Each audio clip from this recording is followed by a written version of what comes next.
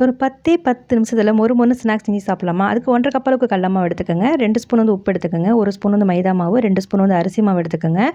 1 1/2 spoon அளவுக்கு மிளகாய் தூள் எடுத்துக்கங்க. 1/2 ஸ்பூன் வந்து பெருங்காய தூள் எடுத்துக்கங்க. இதெல்லாம் கட்டி இல்லாம நல்லா சலிச்சு விட்டுக்கங்க. 2 ஸ்பூன் அளவுக்கு ஆயில் எடுத்து நல்லா ஹீட் பண்ணி இந்த மாவுல சேர்த்துக்கங்க.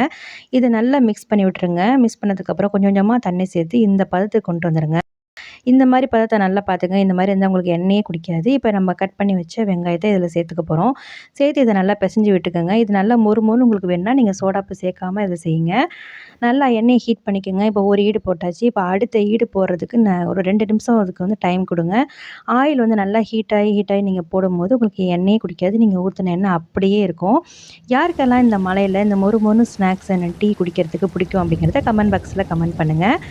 இந்த வீடியோ உங்களுக்கு பிடிச்சிருந்துச்சுன்னா லைக் அண்ட் சப்ஸ்கிரைப் பண்ணிக்கங்க. நெக்ஸ்ட் வீடியோல பார்க்கலாம். அஸ்லாம் வலைக்கும்.